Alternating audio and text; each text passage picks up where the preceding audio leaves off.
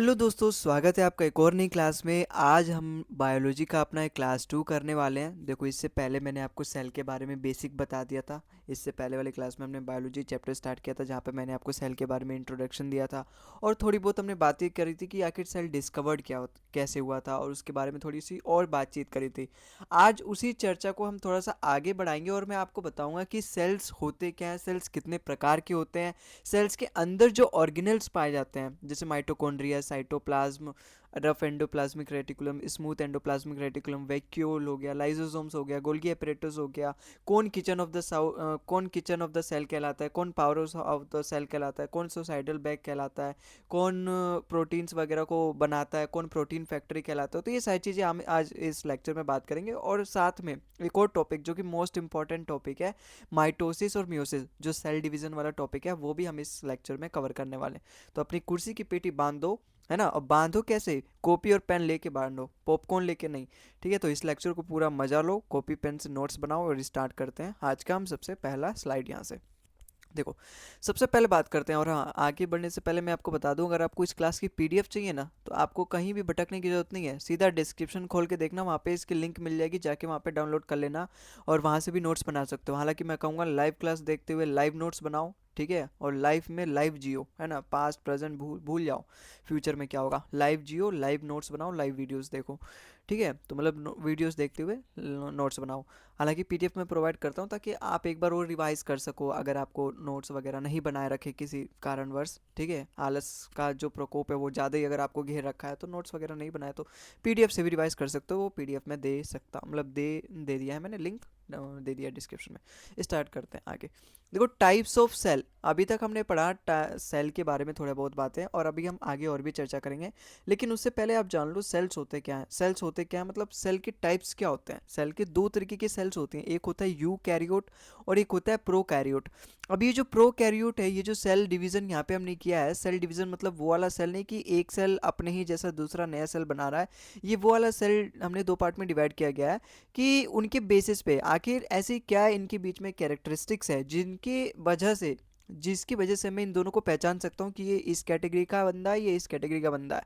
तो जब मैंने यहाँ पे माइक्रोस्कोप से अपने रॉबर्ट ब्राउन हो गए जिन्होंने न्यूक्लियस का डिस्कवर किया, उन्होंने वो कुछ और उसमें खुरापाती कर रहे थे। ऐसे ही कई सारे वैज्ञानिक हैं, जब सेल्स को उधेर उधेर के देखने लगे, उसके बीच में माइक्रोस्कोप से देखने लगे, तो उसमें उन्होंने देखा कुछ में तो न्यूक्लियस ही नहीं है। ऐसा उन्होंने देखा कि कुछ में तो न्यूक्लियस ही नहीं है भाई। वो फिर न्यूक्लियस के हिसाब से, और उन्होंने ऐसा कुछ भी नहीं देखा, ऐसा बहुतों में देखा। और जब ऐसा बहुतों में देखा, उन्होंने एक पैटर्न डिस्कवर कर दिया कि जो जो ऐसे सेल होते हैं जिसमें न्यूक्लियस नहीं पाया जाता, वो प्रोकैरियोटिक कैटेगरी में आएंगे, और जिसमें न्यूक्लियस पाया जाता है वो यूकैरियोटिक कैटेगरी में आएंगे। यूकैरियोटिक, यू का मतलब ही होता है ट्रू, और यहाँ पे कैरियोट मतलब न्यूक्लियस से रिलेटेड है। तो ट्रू न्यूक्लियस मतलब यहाँ पे सच्चा न्यूक्लियस है, और यहाँ पे प्रो मतलब प्रो हो चुका है वो। अब वो इस संसार माया मोह माया से एकदम ऊपर उठ चुका है। यहाँ पे अब उसके न्यूक्लियस की जरूरत नहीं है, बिना न्यूक्लियस के ही उसका काम चल जा रहा है ना। आप एक बात और बताओ, अगर न्यूक्लियस इस प्रोकैरियोट में नहीं है, तो इसका खर्चा पानी चल कैसे रहा है, इसकी जो दिनचर्या है वो कैसे चल रही है? वो इस न्यूक्लियोइड की वजह से। जब यहाँ पे मैंने आपको पहले वाले लेक्चर में भी शायद बताया था, और आज हम और भी डीप में बात करेंगे न्यूक्लियस के बारे में, वैक्यूल के बारे में, गोल्गी apparatus के बारे में, प्रोटीन फैक्ट्री के बारे में। तो वहाँ पर भी आपको बताऊंगा, ये जो न्यूक्लियस होता है ना, एक तरीके से ब्रेन ऑफ द सेल होता है। जितने भी हमारे सेल्स के अंदर जो ऑर्गेनल्स होते हैं उनको ये कंट्रोल करता है। तो ये वाला न्यूक्लियस जो ब्रेन है, वो तो यहाँ पे प्रोकैरियोट वाले ऑर्गेनिज्म, प्रोकैरियोट वाले सेल्स में है ही नहीं, है ही नहीं। तो यहाँ कौन कंट्रोल करता है? वहाँ यही कंट्रोल करता है ये न्यूक्लियोइड। ये न्यूक्लियोइड ही तो होता है जो न्यूक्लियस के अंदर प्रेजेंट होता है। तो यहाँ पे न्यूक्लियस प्रेजेंट नहीं है, जो न्यूक्लियस के अंदर का जो मटेरियल होता है वो डायरेक्टली यहाँ पे साइटोप्लाज्म में प्रेजेंट होता है। आप एक बात और देख सकते हो, अगर इन दोनों में क्या क्या कॉमन पाए जाते हैं। अगर मैं बात करूँ यहाँ पे कॉमन क्या पाए जाते हैं, देखो राइबोसोम्स पाया जाता है और प्लाज्मा मेम्ब्रेन, ये तो पता ही है। प्लाज्मा मेम्ब्रेन तो दोनों में रहेगा ही रहेगा, क्योंकि ये एक तरीके से सेल की प्रोटेक्शन करता है। जो सेल के अंदर साइटोप्लाज्म है उसको बाहर आने से रोकता है। तो सेल मेम्ब्रेन दोनों में रहेगा, और साइटोप्लाज्म ही है। तो ये केवल दो तीन चीज़ें हैं जो यूकारियोटिक और प्रोकारियोटिक में कॉमन है। पहला क्या है? राइबोसोम्स, दूसरा प्लाज्मा मेम्ब्रेन, तीसरा इसके अंदर साइटोप्लाज्म जो होगा वो भी दोनों के अंदर कॉमन है, ठीक है। तो आपसे सवाल भी पूछ सकता है, हालांकि इससे रिलेटेड, और आपको पता होना चाहिए। एक बात तो अगर अगर आप यहाँ पे और ध्यान दोगे ना, इस प्रोकैरियोट में बहुत सारी चीज़ें मिसिंग है। माइटोकॉन्ड्रिया नहीं है, बताओ, यहाँ पे गोल्गी apparatus नहीं है, रफ एंडोप्लाज्मिक रेटिकुलम नहीं है, वैक्यूल्स नहीं है, सेंट्रोसोम्स नहीं है, प्रोक्सियोसोम्स नहीं है। ये सारे यहाँ पे सेल ऑर्गेनल्स है ही नहीं, इसीलिए इसका नाम प्रोकैरियोटिक रखा है। बस नाम में इसके प्रोब है, लेकिन है ये बहुत बड़ा नुबड़ा, क्योंकि इसके अंदर वो सारी फीचर्स है ही नहीं जो एक सेल के अंदर होती हैं, जो एक सेल को डेफिनेटली कंप्लीट सेल बनाती हैं। इसीलिए इसको प्रोकैरियोट लिखा है, बस नाम का प्रो है, लेकिन इसके अंदर वो सारी चीज़ें हैं ही नहीं, इसीलिए ये प्रोकैरियोटिक है और ये उतने सारे काम नहीं कर पाता जितना यूकैरियोट है। और इसीलिए आप देखोगे जो ज़्यादातर जो सेल्स होते हैं ना वो यूकैरियोट होते हैं। प्रोकैरियोट केवल वो सेल्स होते हैं, वो ऑर्गेनिजम्स होते हैं जो जैसे कि बैक्टीरियाज हो गए, अलगा हो गए, है ना, अमीबा हो गए, ये सारे जो ऑर्गेनिजम्स होते हैं, केवल इस तरीके के जो बैक्टीरियाज होते हैं जिनका कोई धरती पे काम नहीं है, जो कुछ उतना फंक्शंस भी वो नहीं करते, फंक्शन भी नहीं करते, वही केवल प्रोकैरियोट से बने होते हैं। एक बात अगर मैं और आपको बता दूं, जो प्रोकैरियोट केवल वैसे ऑर्गेनिज्म होते हैं जो बहुत छोटे और सिंगल सेल से बने होते हैं, सिंगल सेल से। ठीक है, अब जैसे यहाँ पे कुछ चीज़ें लिखी हैं प्रोकैरियोटिक के बारे में, जो कि थ्योरी वगैरह आप पढ़ लो। न्यूक्लियस सब्सटेंट होता है, सेंट्रियोल क्या होता है, सेंट्रियोल में आगे हालांकि आपको और भी बताऊंगा, लेकिन सेंट्रियोल आप ध्यान से देख लो, जो सेल डिवीज़न में हेल्प करता है। जो यहाँ पे जो सेंट्रियोल्स होता है ना, ये सेल डिवीज़न में हेल्प करता है। आगे हम पढ़ेंगे माइटोसिस मियोसिस के बारे में। सेल डिवीज़न मतलब अपने ही जैसा एक नया सेल बनाना, उसमें ये सेंट्रियोल हेल्प करता है ये। अब यहाँ पे तो सेंट्रियोल है ही नहीं, लेकिन डिवाइड तो ये भी करेगा, इसे भी अपना वंश आगे बढ़ाना है, तो ये कैसे करता है, ये न्यूक्लियोइड की वजह से करता है। न्यूक्लियोइड में सारी चीज़ें होती हैं जो एक सेंट्रियोल मदद करता है, मतलब एक सेल डिवीज़न के लिए जो चाहिए होता है वो सारा मटेरियल, सारी इन्फॉर्मेशन न्यूक्लियोइड में तो स्टोर होती है। ये तो क्रोमेटिन थ्रेड होता है, तो इसके अंदर वो सारी जीन्स डीएनए स्टोर होती हैं, तो न्यूक्लियोइड की मदद से ये भी अपना एक वंश आगे बढ़ाने की कोशिश करता है, अपना जो आगे ऑफ स्प्रिंग है वो प्रोड्यूस करता है अपने ही जैसा। ठीक है, स्मॉल राइबोसोम्स, ठीक है, सिंगल राइबोसोम्स, माइटोकॉन्ड्रिया हो रहता ही नहीं, इसमें कई सारे ऐसे ऑर्गेनेल्स हैं जो प्रोकैरियोट में रहते ही नहीं है, और इम्पॉर्टेंट है ये, इसको याद रखना और अपने नोट्स में इंक्लूड करना। एक चीज़ आप और देखोगे तो यहाँ पे दोनों में एक चीज़ मिसिंग है। मिसिंग क्या, एक चीज़ दोनों में अनकॉमन है। यहाँ पे आप देखोगे यूकैरियोट की तो पूंछ है ही नहीं, लेकिन यहाँ इसकी पूंछ है। तो ये इसकी पूंछ आखिर क्यों है, ये इसकी जो पूंछ है ना, ये इसकी बहुत बड़ी मदद करती है। भैया यूकैरियोट तो भगवान ने इसको ऐसे ही इतने सारी चीज़ें दे रखी हैं, लेकिन प्रोकैरियोट के पास दे ही नहीं रखी। तो भगवान भी दयालु हैं, उन्होंने इसको ये पूंछ दे दी है। ये पूंछ है, क्या काम करता है आखिर ये पूंछ, मुझे लगता है 90% लोगों ने गैस कर लिया होगा, है ना, 90% लोगों ने गैस कर लिया होगा। और इसका सही आंसर जो पूंछ होता है ना, वो इसको मूवमेंट में काम करता है, मूवमेंट, इसकी मूवमेंट में हेल्प करता है। अगर मैं आपको थोड़ा सा और डीप के बताऊं, अगर इसके ऊपर आप जब माइक्रोस्कोप लेकर आओगे तो वो कुछ इस तरीके से दिखेगा। ये जो आपका सबसे ऊपर वाला पार्ट होता है ना, सबसे ऊपर वाला पार्ट मतलब ये वाली जो चीज़ें होती हैं, ये वाली जो चीज़ें, इसी को हम बोलते हैं फिलामेंट। आपको जब मैं बस जितना बता रहा हूँ उतना ही याद रखना है। ये सारी चीज़ें, एसएम रिंग, ये साइटोप्लाज्मिक मेम्ब्रेन, ये तो चलो ठीक है, लेकिन ये पेरीपाजम, ये वगैरह याद करने की जरूरत नहीं है। बस आप इतना जान दो, ये जो चीज़ होती है ये फिलामेंट होती है, ये वाली जो चीज़ होती है वो हुक्स होती है, और इसको हम बोलते हैं बेसल, बेसल जॉइंट्स। ठीक है, इसको हम क्या बोलते हैं, जैसे ये वाला पार्ट है, ये वाला जो पार्ट है, यही ये वाला पार्ट है, ये वाला पार्ट है।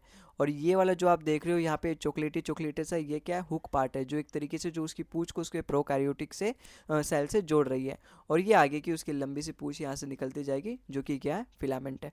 तो ये प्रोकैरियोट में कुछ अलग यूनिक सी फीचर्स दे रखी है भगवान ने। ये प्लाज्मिड क्या है, प्लाज्मिड भी इसके जो सेल डिवीजन में ही काम करता है, जिस तरीके से मैंने आपको बताया। भाई ये राइबोसोम्स क्या काम करता है, राइबोसोम्स याद रखना प्रोटीन बनाने के काम करता है, चाहे वो यूकैरियोट हो चाहे प्रोकैरियोट हो। राइबोसोम्स का जो फीचर्स है वो तो चेंज होने वाला नहीं है, दोनों में वो एक ही काम करता है। न्यूक्लियोइड इसके सेल डिवीजन में हेल्प करता है, प्लाज्मिड भी इसके सेल डिवीजन में हेल्प करता है। एक तरीके से इसका दूसरा न्यूक्लियस की तरह काम करता है जो हमारा प्लाज्मिड है, क्योंकि इसमें न्यूक्लियस है नहीं, तो प्लाज्मिड इसकी बहुत हेल्प करता है, सेल डिवीजन में हो गया, कंट्रोल करने में हो गया, और जो भी अंदर के ऑर्गेनल्स वगैरह मूवमेंट में, उसमें भी ये कंट्रोल करने में हेल्प करता है। प्लाज्मिड हो गया जो इसमें पाया जाता है। आगे चलते हैं, अगला देखो अपना यूकैरियोट है। यू जो जो फीचर्स प्रोकैरियोट में नहीं है उसका ही अपोजिट सारा यूकैरियोट में मिलेगा। यहाँ पे आपको न्यूक्लियस मिलेगा, न्यूक्लियस मिलेगा तो न्यूक्लियोलस मिलेगा, माइटोकॉन्ड्रिया मिलेगा। इवन जो हमारे जो सेल्स होते हैं ना, वो अगर मैं आपको कहूँ, देखो यूकैरियोटिक और प्रोकैरियोटिक इस चीज़ पे डिवाइड नहीं है कि इससे ये वाले ऑर्गेनिज्म बनेंगे, इससे ये वाले ऑर्गेनिज्म अगर बनेंगे। जैसे मैं आपसे बोलूँ, अगर बैक्टीरिया होंगे तो वो प्रोकैरियोट से बने रहेंगे, जो हम बड़े बड़े एनिमल्स हैं, जो हम इंसान हैं, वो यूकैरियोट सेल से बनेंगे। ये इस बेस पे डिवाइड नहीं किया गया सेल को, ये इस बेस पे केवल डिवाइड किया गया है कि इसके अंदर न्यूक्लियस है कि नहीं। अब हम जिस सेल से बने हुए हैं उसके अंदर तो न्यूक्लियस है, तो मैं डेफिनेटली ये कह सकता हूँ जो जिस सेल से हम बने हैं वो यूकैरियोटिक सेल है। ठीक है, ये जनरली लार्ज होता है, बहुत बड़ा तो नहीं होता, लेकिन प्रोकैरियोटिक से लार्ज होता है। यहाँ पे सेंट्रियोल्स भी प्रेजेंट होता है जो कि सेल डिवीजन में मदद करता है। न्यूक्लियस प्रेजेंट है तो न्यूक्लियोलस भी रहेगा, मोर देन वन राइबोसोम्स। ठीक है, माइटोकॉन्ड्रिया भी प्रेजेंट रहता है। माइटोकॉन्ड्रिया आखिर होता है क्या है वो मैं भी अभी अभी आपके आगे बताऊंगा। सारा जो सरप्राइज है, सारा जो सस्पेंस है वो खत्म हो जाएगा अगर मैं अभी बता दूं माइटोकॉन्ड्रिया क्या होता है। ठीक है, अब हम आगे पढ़ने वाले हैं सेल ऑर्गेनल्स। ये क्या है? ये अपना पूरा सेल है। ये क्या है? ये अपना पूरा सेल है। अब इसी के अंदर पूरी एक दुनिया बसी है। दुनिया बसी मतलब ये जो अलग अलग चीज़ें आप यहाँ पे देख रहे हो ना, ये सभी क्या है? ये अपने आप में सभी एक तरीके से सेल ऑर्गेनल्स हैं, मतलब सेल्स के अंदर के ऑर्गन्स, जिनको भगवान ने अलग अलग नौकरी दी है, अलग अलग काम दिया है, कुछ काम करने के लिए, कमाने के लिए। कमाने का मतलब इस पूरे सेल के सर्वाइवल के लिए।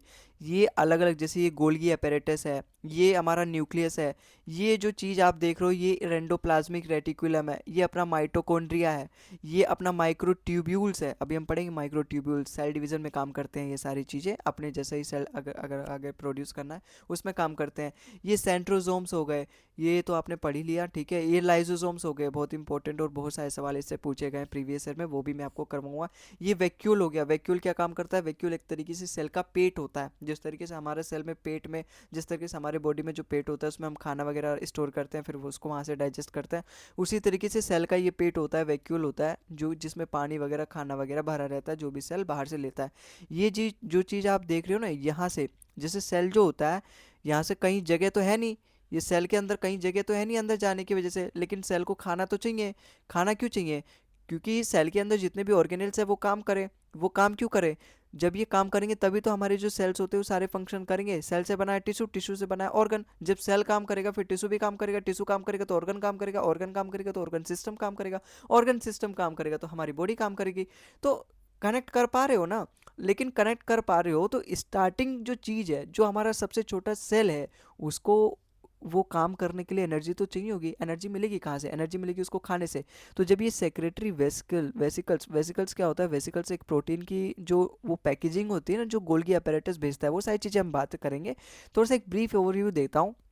अभी तो आप ये भूल जाओ सेक्रेटरी वेसिकल्स क्या होता है, लेकिन जब सेल को खाना खाना होता है ना, तो वो इस तरीके से मुंह बाल लेता है, इस तरीके से मुंह बाल लेता है। अब जैसे हम खाना खाते हैं, जो भी रोटी वगैरह खाते हैं, तो वो जब जाता है, अब सेल देखता है कि भाई रोटी आ रही है, रोटी आ रही है, जल्दी मुंह बाले, तो यहाँ से रोटी आ जाती है अंदर। अब यहाँ से जब ये अंदर आ जाती है ना, तो उसके बाद अब ये जो सेल होता है, उसके अपने ही आर्मी होगी, उसको लेकर आता है, उस रोटी को लेके जाता है, फिर वो रोटी के अंदर की जो भी न्यूट्रिएंट्स वगैरह होती हैं उसको निकाल के अपने माइटोकॉन्ड्रिया के पास भेज देते हैं। माइटोकॉन्ड्रिया ले जा तू इसे, और इससे जो भी एनर्जी वगैरह बन सकती है वो बना, और फिर हमें भेज, ताकि हम अपना जो भी हमारा काम मिला है, जो भी हमें ड्यूटी मिली है, जैसे गोल्गी apparatus को पैकेजिंग की मिली है, न्यूक्लियस को अपना डीएनए वगैरह फॉर्मेशन का काम मिला है, रफ एंडोप्लाज्मिक रेटिकुलम को, राइबोसोम्स को प्रोटीन्स वगैरह बनाने का काम मिला है, जो साइटोप्लास्ट होते हैं, साइटोप्लाज्म नहीं, वो क्लोरोप्लास्ट हो गए, उनको ग्रीन पिगमेंट वगैरह मतलब खाना बनाने के लिए, वो सारी चीज़ें मतलब काम तब तभी तो करेंगे जब उन्हें एनर्जी मिलेगा।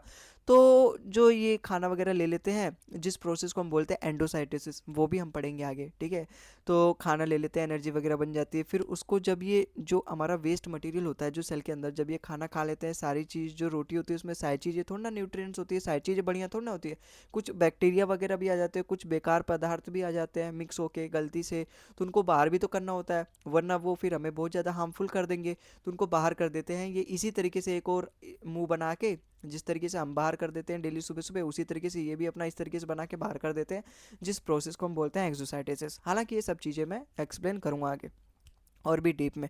ये तो बस मुझे यहाँ पे डायग्राम मिल गया, मुझे दिख गया, मैं भावनाओं में बह गया और मैंने आपको सारी बातें बता दी, सारा सस्पेंस खत्म कर दिया यहाँ पे। चलो देखो, चलो कोई नहीं। सेल ऑर्गेनल्स क्या होते हैं? सेल ऑर्गेनल्स ये सारे हमारे सेल ऑर्गेनल्स लिखे हैं, जिसमें ये जो इंपॉर्टेंट है वो मैं अब आपको एक्सप्लेन करूँगा। Nucleus, mitochondria, ribosomes, endoplasmic, chloroplast, centriole, cell wall, के ये सारे सेल ऑर्गेनल्स हैं। अब यहाँ पे हम एक एक को पकड़ के और इन सभी को एक्सप्लेन करते हैं। सबसे स्टार्ट करते हैं सबसे पहले रोटी कपड़ा मकान। रोटी कपड़ा मकान मतलब रोटी, रोटी मतलब भूख, भूख भूख मतलब खाना, और खाना कहाँ रखा जाता है, पेट में। और सेल का खाना कहाँ, सेल का पेट कौन सा है, वैक्यूल। तो हम वैक्यूल से स्टार्ट करते हैं कि वैक्यूल होता क्या है, वैक्यूल के बारे में जानकारी पूरा स्टार्ट करते हैं। देखो वैक्यूल क्या होता है, मैंने आपको ही बताया अभी कि एक तरीके से सेल का पेट होता है। अब ये जो सेल का पेट होता है, देखो एनिमल्स में तो तरह तरह का खाना मिलता रहता है, टाइम टू टाइम खाना मिलता है, सुबह दोपहर शाम हम खाना खाते रहते हैं। लेकिन प्लांट्स का क्या, प्लांट्स को तो सुबह दोपहर खाना नहीं मिलता, उन्हें केवल दोपहर में खाना मिलता है, जब सन की रोशनी आती है। सन की रोशनी की मदद से जो क्लोरोफिल होता है, क्लोरोप्लास्ट होता है, वो अपना खाना बना देता है, उसको स्टोर करना रहता है। तो जनरली ये जो वैक्यूल होता है ना, वो प्लांट्स में ज़्यादा होता है, ज़्यादा बड़ा होता है। देखो आप यहाँ पे देखोगे large central vacuole in plants. और वही वो, अगर ये जो वाला सेल अगर आप देख रहे हो ना, ये वाला जो सेल है ना, यहाँ पे जो वैक्यूल है वो छोटा सा है, इसका मतलब जरूर ये वाला जो सेल रहा होगा वो एनिमल सेल रहा होगा। और आप यहाँ पे देखोगे ना, कहीं भी आपको क्रोमोप्लास्ट नहीं दिखेगा, क्लोरोप्लास्ट नहीं दिखेगा, या फिर प्लास्टिड जैसा कुछ नहीं दिखेगा। प्लास्टिड क्लोरोप्लास्ट होता है क्या है, वो एक ऐसा और सेल ऑर्गेनेल्स है जो केवल प्लांट सेल में होता है। वो खाना बनाने के लिए फोटोसिंथेसिस वहीं से होती है, वो हम आगे अभी पढ़ेंगे, ठीक है। लेकिन अभी जानो वैक्यूल्स क्या होता है। वैक्यूल मेम्ब्रेन बाउंड सेक होता है, ठीक है। ये हेल्प्स करता है स्टोरेज में, वाटर के, फूड के, वेस्ट मटेरियल जो भी होता है सब इसी में स्टोर्ड होता है। और यही होता है हमारा सेल सैप। अब वो बात अलग है कि जो वेस्ट मटेरियल होता है उसको ये बाद में एक्सक्रीट कर देते हैं। ये जिस मेम्ब्रेन से यहाँ पे बाउंडेड रहता है, जो मेम्ब्रेन इस वैक्यूल को सेल के अंदर, साइटोप्लाज्म के अंदर प्रोटेक्ट कर रही होती है, वो क्या होता है, वो टोनोप्लास्ट होता है, ठीक है। उसका नाम एक अलग रखा है, टोनोप्लास्ट, ठीक है। ऑस्मोटिक बैलेंस के लिए भी, ऑस्मोटिक मैंने आपको पिछले लेक्चर में बताया, ऑस्मोसिस क्या होता है, अगर हाई कंसंट्रेशन से लो कंसंट्रेशन में जाने को ही हम कहते हैं। वाटर का मूवमेंट अगर हाई कंसंट्रेशन से लो कंसंट्रेशन में होता है तो उसी प्रोसेस को हम ऑस्मोसिस कहते हैं। अब सेल के अंदर पानी तो जाएगा ही जाएगा, क्योंकि वो पिएगा भी, है ना, खाना भी खाएगा, पानी भी पिएगा, खाना खाने के बाद पानी भी पिएगा।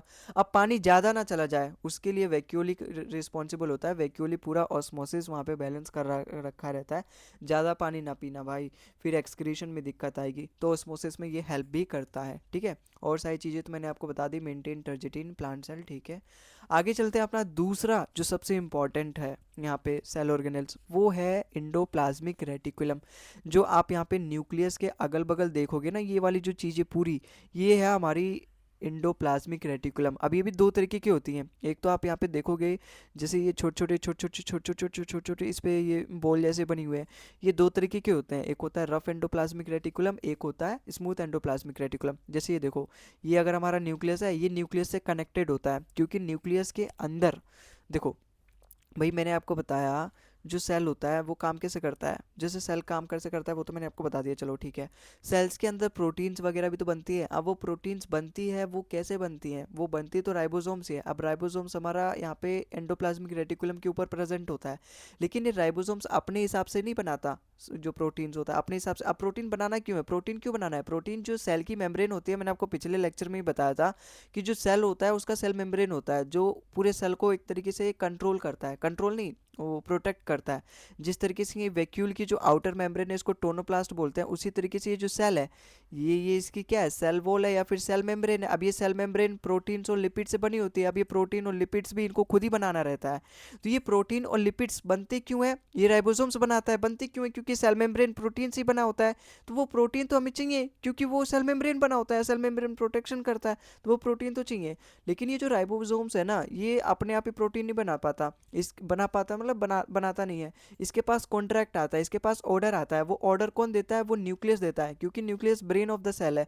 तो इसको मैसेज देता है एंडोप्लाज्मिक रेटिकुलम की मदद से, क्योंकि एंडोप्लाज्मिक रेटिकुलम यहाँ पे कनेक्ट है न्यूक्लियस से। तो जो न्यूक्लियस है वो यहाँ पे mRNA, ठीक है, mRNA न्यूक्लियस के अंदर होता है, राइबो न्यूक्लिक एसिड, एम मतलब मैसेंजर। तो वो मैसेज भेजता है एंडोप्लाज्मिक रेटिकुलम के अंदर, क्योंकि nucleus brain of the cell है, इसको सभी ऑर्गेनेल्स के बारे में पता है, सबकी खबर रखता है ये।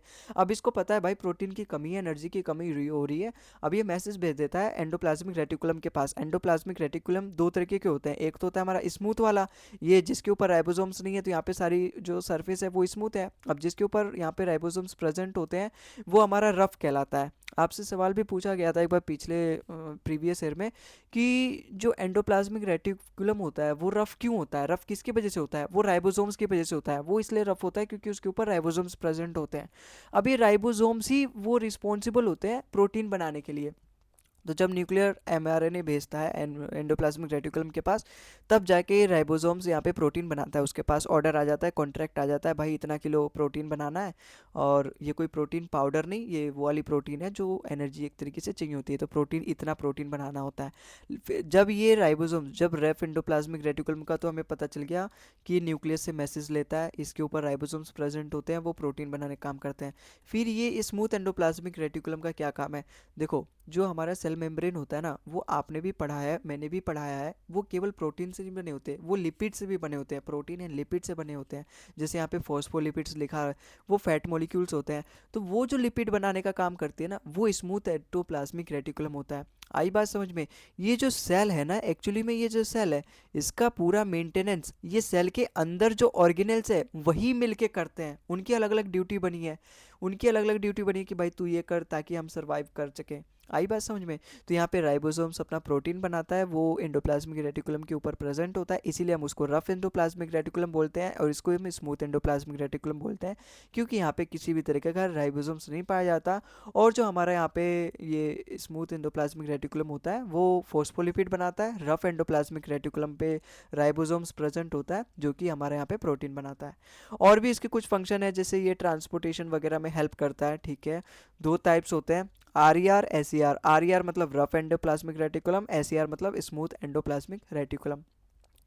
ठीक है, ये तो वही है, आर ई आर के बारे में दे रखा है यहाँ पे, रफ एंडोप्लाज्मिक रेटिकुलम, और यहाँ पे एस ई आर के बारे में दे रखा है, नो राइजोसोम। ठीक है, लिपिड सिंथेसिस, फैट मॉलिक्यूल्स बनाते हैं, ठीक है, फॉस्फोलिपिड एंड एस्ट्रॉइड। डिटॉक्सिफिकेशन में भी काम करता है। डिटॉक्सिफिकेशन मतलब कई बार वेस्ट मटेरियल आ जाते हैं। अब वेस्ट मटेरियल आ जाते हैं, देखो एक आप आगे पढ़ोगे लाइजोसोम्स भी होता है, वो भी लाइजोसोम्स भी होता है, जो कि सेल की जो सफाई करने के काम आता है, जो भी सेल्स के अंदर वेस्ट मटेरियल होते हैं। लेकिन डिटॉक्सिफिकेशन, वो जो लाइसोसोम्स होता है वो डाइजेस्ट कर लेता है जो भी वेस्ट मटेरियल होता है। तो डाइजेस्ट करने में, डिटॉक्सिफिकेशन करने में अलग अलग अंतर है, वो मैं आपको वहीं लाइसोसोम्स में क्लियर कर दूंगा। ठीक है, अब यहाँ पे समझो राइजोसोम्स प्रेजेंट होता है, इसलिए वो रफ होता है, ठीक है। प्रोटीन बनाता है क्योंकि राइबोसोम्स इस पे प्रेजेंट है। कनेक्टेड टू न्यूक्लियस, ठीक है, डायरेक्टली न्यूक्लियस से कनेक्टेड होता है, यहाँ पे स्मूथ वाला तो कनेक्ट नहीं होता। अब न्यूक्लियस से कनेक्ट होता है तो एमआरएनए न्यूक्लियस भेजता है इसके पास, ताकि प्रोटीन वगैरह इतना बनाओ। फिर जब ये प्रोटीन बना लेता है ना, तो ये गोल्गी अपैरेटस के पास भेज देता है। इसका काम है केवल प्रोटीन बनाना, इसके पास जो स्किल है वो केवल प्रोटीन बनाने की है। लेकिन प्रोटीन ऐसे ही थोड़ी ना किसी को भी दे देगा, गोल्गी अपैरेटस के पास भेजता है। गोल्गी अपैरेटस एक ऐसा सेल ऑर्गेनेल है, आगे शायद उसी के बारे में यहाँ पे दे रखा है, देखो, हाँ, गोल्गी अपैरेटस। लेकिन पहले आप इसके बारे में अच्छे से पढ़ लो, यहाँ पे स्टोर कैल्शियम आयन, ठीक है, मसल सेल, ये सारी चीज़ें पढ़ लेना, मैं पीडीएफ प्रोवाइड कर दूंगा। अब आगे देखो, गोल्गी अपैरेटस अगला अपना सेल ऑर्गेनेल है, गोल्गी अपैरेटस। अभी तक हमने क्या जाना, जो एंडोप्लाज्मिक रेटिकुलम है, अभी तक हमने वैक्यूल के बारे में जान लिया, फिर एंडोप्लाज्मिक रेटिकुलम के बारे में हमने जाना कि वो न्यूक्लियस से कनेक्ट होता है, न्यूक्लियस एमआरएनए भेजता है, वो प्रोटीन बनाता है। अब उसके पास केवल प्रोटीन बनाने की स्किल है, लेकिन उसको अलग अलग जगह पहुंचाने की स्किल नहीं है। जैसे प्रोटीन अगर चाहिए दूसरे सेल ऑर्गेनल्स को काम करने के लिए, एनर्जी के लिए, तो वो कैसे प्रोवाइड करेगा? तो जो रफ एंडोप्लाज्मिक रेटिकुलम है, या फिर पूरा ओवरऑल एंडोप्लाज्मिक रेटिकुलम है, वो उस प्रोटीन को बनाने के बाद भेज देता है गोल्गी अपैरेटस के पास। गोल्गी अपैरेटस कुछ इस तरीके से दिखता है, ठीक है। ये क्या काम करता है, ये प्रोटीन की पैकेजिंग करता है, एक तरीके से उसको पैकेट बना देता है जो भी इसके पास प्रोटीन आता है। देखो, जैसे रिसीव प्रोटीन एंड लिपिड्स, ठीक है, एंडोप्लाज्मिक रेटिकुलम से ये प्रोटीन रिसीव करता है, फिर उसको मॉडिफाई करके शुगर वगैरह ऐड करके उसको पैकिंग कर देता है, अपना धब्बा वगैरह लगा देता है, वाटर मार्क लगा देता है पैकेज करके, और जिस फॉर्म में वो दूसरे ऑर्गेनल्स के पास भेजता है उसी को हम बोलते हैं क्या, वेसिकल्स। ये भेजता है किसको, लाइजोसोम्स को भेजता है आउटसाइड द सेल, ठीक है, sends them two membrane. Membrane, lysosomes और आउटसाइड, भाई प्रोटीन चाहिए होता है ना, सेल मेम्ब्रेन, देखो यहाँ पे मेम्ब्रेन आ गया। अब प्रोटीन और लिपिड से ही बना होता है अपना सेल मेम्ब्रेन। तो अब ये जो गोल्गी अपैरेटस है, जो प्रोटीन इसके पास मिला है वो रफ एंडोप्लाज्मिक रेटिकुलम के थ्रू, या फिर लिपिड्स जो इसको मिला है, उसको ये पैकेजिंग कर देता है वेसिकल्स के फॉर्म में, फिर ये भेज देता है अलग अलग सेल ऑर्गेनल्स के पास जिनको भी प्रोटीन की जरूरत पड़ती है, सेल मेम्ब्रेन के पास जो कि प्रोटेक्टिव लेयर होती है क्योंकि वो प्रोटीन और लिपिड से ही बनी होती है, उसको पास भी भेज देता है उसकी पैकेजिंग करके, और किस फॉर्म में, वेसिकल्स के फॉर्म में। ये याद रखना, वेसिकल्स सवाल पूछा गया था प्रीवियस ईयर में, ठीक है। अब ये लाइजोसोम्स क्या होता है इसके बारे में हम आगे पढ़ेंगे, लेकिन अभी एक बात और जान लो, ये जो लाइजोसोम्स होता है ना, ये गोल्गी अपैरेटस ही बनाता है ना, गोल्गी अपैरेटस ही बनाता है। और इसीलिए हम इसे पोस्ट ऑफिस भी कहते हैं। पोस्ट ऑफिस क्यों कहते हैं? क्योंकि ये जो गोल्गी अपैरेटस है ये प्रोटीन्स को बना के अलग अलग जगह भेजता है, अलग अलग सेल ऑर्गेनल्स के पास भेजता है, लाइजोसोम्स के पास भेजता है, सेल मेम्ब्रेन के पास भेजता है। ये काम एक पोस्ट ऑफिस का ही तो होता है, जो चिट्ठी आती है उसको उसके एड्रेस पे पहुंचाना।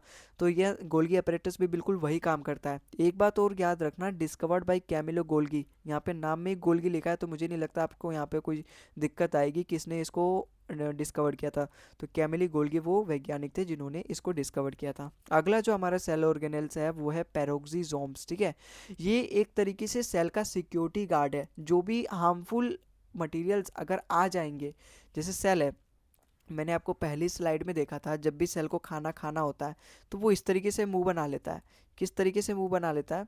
देखो इस तरीके से मुंह बना लेता है, मैं आपको बताता हूँ। इस तरीके से मुंह बना लेता है ना, सेल को खाना खाता है। अब जो भी पार्टिकल्स वगैरह हैं, जो भी बाहर के खाना वगैरह पदार्थ होंगे, वो यहाँ पे आके देखते हैं और यहाँ पे आके वो ठहर जाते हैं। फिर ये सेल ना उसको अंदर दबोच लेता है, अंदर दबोच लेता है, वो खा लेता है, उसको डाइजेस्ट कर लेता है।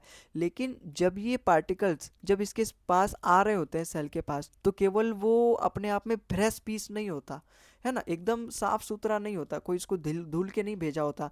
तो इस जर्म्स के साथ, इस पार्टिकल्स के साथ, ये जो खाना खाता है उसके साथ कुछ अलग ही पदार्थ भी आ जाते हैं। अलग ही पदार्थ जैसे मदिरा वगैरह हो गया, है ना, उस चीज़ की बात नहीं हो रही, जोक नहीं कर रहा, वगैरह जर्म्स वगैरह आती हैं यहाँ पे। तो वो एकदम फ्रेश पीस नहीं आती, फ्रेश पीस नहीं आती, उसके साथ कुछ ऐसे वेस्ट मटेरियल्स भी आ जाते हैं, वेस्ट मटेरियल से आ जाते हैं। तो डेफिनेटली वो चीज़ें हार्मफुल है। अब जैसे हम भी खाना खाते हैं, पानी पीते हैं, कई बार पानी में कुछ ऐसे बैक्टीरियाज होते हैं। बैक्टीरियाज देखो हमारी हेल्थ के लिए बढ़िया भी होते हैं, बेकार भी होते हैं। जो बढ़िया होते हैं वो तो यूज़ हो जाते हैं, वो हमारे लिए हेल्प करते हैं बीमारियों से लड़ने के लिए। जैसे आपने वो पोलियो वगैरह पढ़ा होगा, जो पोलियो होता है, पोलियो की जो दवाई लगती है वो असल में पोलियो ही होता है, लेकिन वो उतने कमज़ोर होते हैं जो हमारे अंदर, हमें एक तरीके से हमारे जो इम्यून सिस्टम है उसको मजबूत बनाते हैं, ताकि अगर हमें कभी पोलिया ना हो, ताकि अगर हमें कभी पोलिया हो भी तो हमारे जो वाइट ब्लड सेल्स हैं या फिर हमारे जो इम्यून सिस्टम है वो इतना स्ट्रोंग हो चुके हो कि वो पोलिया जैसे वायरसेस से लड़ सके। भाई जैसे हम बच्चे होते हैं, जब हम छोटे बच्चे होते हैं हमें पोलियो का सुई लगता है ना, वो पोलियो का सुई क्या लगता है, उसमें क्या लगता है, वो पोलियो ही वायरस होता है, जो हमारे इम्यून सिस्टम को एक तरीके से पहचान बना लेता है हमारी इम्यून सिस्टम से, कि भाई देख लो ये पोलियो वायरस है, इससे तुम्हें अब आगे लड़ना है। अगर इस तरीके से कभी वायरस दिख जाए, कभी भी सेल दिख जाए, तो तुम्हें इसे लड़ना है। तो वो पहले ही उससे पहचान बना दी जाती है हमारे बचपन में, क्योंकि बचपन में हमारी इम्यून सिस्टम बहुत ही स्ट्रांग होता है। उसी तरीके से मैं आपको यहाँ पे बताना चाहता हूँ कि जैसे ये हमारा जर्म पार्टिकल्स है या कोई पार्टिकल्स है, ये इसका खाना है सेल का, ये केवल फ्रेश पीस नहीं आता, इसके साथ कुछ ऐसे बैक्टीरियाज आ जाते हैं जिससे जो हमारे सेल के लिए हार्मफुल होता है, टॉक्सिक होता है, जो कि बहुत ज़्यादा हानिकारक भी हो जाता है, अगर सेल को पूरा डैमेज भी कर सकता है, वो इतना ज़्यादा डेंजरस हो सकता है। तो ये पेरोक्सिजाम एक सिक्योरिटी का काम करता है। पेरोक्सिजाम क्या करता है, अगर वो मटेरियल जो उस खाने के साथ अंदर आ जा रहा है वो हार्मफुल है, तो एक रिएक्शन चलाता है, ये वाली जिसको हम ऑक्सीडेशन वगैरह भी कह सकते हैं, ऑक्सीडेशन रिएक्शन। वो इस रिएक्शन की मदद से वो जो भी वेस्ट मटेरियल होता है जो इसके काम का नहीं है उसको डिटॉक्सिफाई कर देता है। डिटॉक्सिफाई का मतलब डिस्ट्रॉय करके उसको एक्सक्रीट कर देता है। आई बात समझ में? तो एक तरीके से यहाँ पे फ्री रेडिकल स्कैवेंजर्स भी होते हैं। स्कैवेंजर्स मतलब वही, ये लड़ने का काम करता है, जो भी वेस्ट मटेरियल आ गए उनको डिस्ट्रॉय करने का काम करता है। आई होप आपको ये सवाल समझ में आया होगा, ये वाला टॉपिक, ठीक है। एक तरीके से सिक्योरिटी काम करता है। उसी तरीके से ये लाइजोसोम्स भी है। लाइजोसोम्स भी देखो जो वेस्ट मटेरियल होता है ना उनको डाइजेस्ट कर लेता है। लेकिन पेरोक्सिसोम्स क्या करता है, पेरोक्सिसोम डिटॉक्सिफिकेशन करता है। डिटॉक्सिफिकेशन का मतलब उसको डिस्ट्रॉय कर देता है, उसको एकदम उसका नामो निशान मिटा देता है, ख़त्म कर देता है उसको, वो रिएक्शन की मदद से। लेकिन लाइजोसोम्स ऐसा कुछ नहीं करता। लाइजोसोम्स करता तो वही है, डाइजेस्ट कर लेता है वेस्ट मटेरियल को, लेकिन ये डिस्ट्रॉय नहीं करता, इसे ये कोई भी केमिकल रिएक्शन वगैरह नहीं करता। इसके पास ही कुछ ऐसी एंजाइम्स होती हैं जिसकी मदद से ये जो भी वेस्ट मटेरियल होता है उनको खुद ही डाइजेस्ट कर लेता है। और ये इतना ताकतवर होता है ना, इसके अंदर जो एंजाइम्स होती है, डाइजेस्टिव एंजाइम्स लाइजोसोम्स के अंदर इतनी ताकतवर होती है ना, ये पूरे सेल को भी डाइजेस्ट करने की क्षमता रखती है। कभी कभार इसे गुस्सा आ जाता है और ये अपने अंदर ही फट जाता है जब, तो पूरा सेल डैमेज कर देता है। पूरा जब सेल डैमेज कर देता है, इसीलिए हम इसको बोलते हैं suicidal bag of the cell. ये बात याद रखना, सवाल में पूछ लेता है which of the following is known as suicidal of the cell, और आपसे ऑप्शन में दे देगा पेरोक्सिसोम्स, लाइजोसोम्स, सेंट्रोसोम्स, माइक्रोट्यूब्यूल्स, है ना, इस तरीके से सवाल में दे देगा। तो आपको हमेशा लाइजोसोम्स में टिक करना है, क्योंकि वो सुसाइडल बैग इसलिए है कि सुसाइडल बैग ये लाइजोसोम्स इतना खतरनाक है, इतने खतरनाक इसके अंदर एंजाइम्स है जो कि पूरे सेल को मारने की क्षमता रखते हैं, पूरे सेल को डैमेज करने की क्षमता रखते हैं। एक तरीके से वो सुसाइड ही तो हुआ, खुद का ऑर्गन खुद के ही सेल को मार दे रहा है, खुद का ऑर्गेनल्स, तो एक तरीके से वो सुसाइड ही हुआ। तो suicidal bag of the cell इसीलिए इसको बोला जाता है। फॉर्म्ड बाय गोल्गी अपैरेटस, ये तो मैंने आपको पहले ही बता दिया था कि जो लाइजोसोम्स है वो एक अलग ही जो ऑर्गेनल्स था हमारा गोल्गी अपैरेटस, जो कि पैकेजिंग वगैरह का काम करता है, इसी के द्वारा ये बनाया जाता है। जो हमारा यहाँ लाइजोसोम्स है वो गोल्गी अपैरेटस ही बनाता है। अगला जो हमारा सेल ऑर्गेनल्स है वो है माइटोकॉन्ड्रिया, और मोस्ट इंपॉर्टेंट, और मैं कहूँ तो मेरा फेवरेट यही है ना, दिखता भी अच्छा है। आपसे सवाल में शेप भी इसका पूछ सकता है। इसका जो शेप है ना वो आप यहाँ पे नाम रख लो सॉसेज, ठीक है, नाम रख लो, क्या नाम यही होता है इसके शेप का, ये सॉसेज शेप होता है इसका, ठीक है। ये जो आपको शेप दिख रहा है ना, ये बैक्टीरिया जैसा, ये इसका सॉसेज शेप है। अब ये power house of the cell होता है। Power house of the cell क्यों? क्योंकि यही वो सेल ऑर्गेनल्स है जो कि एनर्जी बनाता है। जब मैंने आपको पहले भी लेक्चर में बता रखा है, पहला वाला जो लेक्चर इससे हुआ था, अगर आपने वो नहीं देखा तो जाके देख लेना। जो रेस्पिरेशन होता है, जैसे यहाँ पे देखो रेस्पिरेशन, फिर एटीपी और क्रिस्टे, ये तो सब आगे की बात है, ये सब आगे बताऊंगा, आगे बताऊंगा, मतलब अभी बताऊंगा, लेकिन थोड़ा उससे पहले कुछ और बता देता हूँ। जैसे देखो हम खाना भी खाते हैं, लेकिन अगर हम खाना खाएं वही पर्याप्त नहीं है। अगर हम सांस लें तो हमारा जो खाना होगा ना वो डाइजेस्ट नहीं होगा, वो सभी के पास पहुंचेगा नहीं। जो हम खाना खाते हैं वो ऑक्सीडेशन रिएक्शन की मदद से पचता है, ब्रेक डाउन होता है उसका। वो करता कौन है? पहले ये बात सुनो, जैसे हम खाना खा रहे हैं, फिर हम सांस भी लेते हैं, सांस की मदद से हम ऑक्सीजन अंदर ले जाते हैं, अब लंग्स के थ्रू हम ले जाते हैं। अब वो ऑक्सीजन लंग्स से हमारा ब्लड जो होता है वो ब्लड अलग अलग ऑर्गन सिस्टम के पास ले जाता है। अब क्योंकि ऑर्गन सिस्टम ऑर्गन से बने होते हैं, ऑर्गन्स टिश्यू से बने होते हैं, टिश्यूज हमारे सेल से बने होते हैं, सेल के अंदर माइटोकॉन्ड्रिया होता है। तो जो हम खाना खाते हैं और जो ऑक्सीजन होता है वो सभी माइटोकॉन्ड्रिया के पास जाता है डायरेक्टली।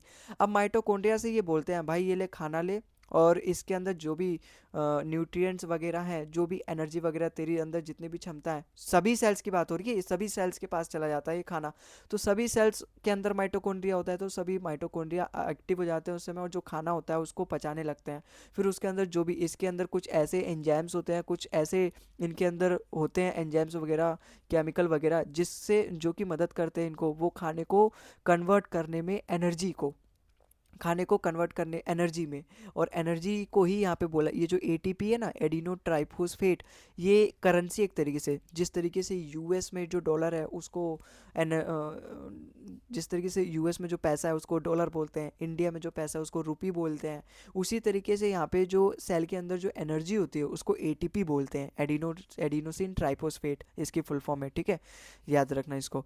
तो एटीपी के फॉर्म में वो एनर्जी को प्रोड्यूस करता है। फिर जब वो एनर्जी को प्रोड्यूस करता है अलग अलग सेल ऑर्गेनल्स के पास भेजता है, अलग अलग ऑर्गन्स के पास भेजता है, हमारे पूरी बॉडी के अंदर फिर वो पहुंच पाता है। आई बात समझ में?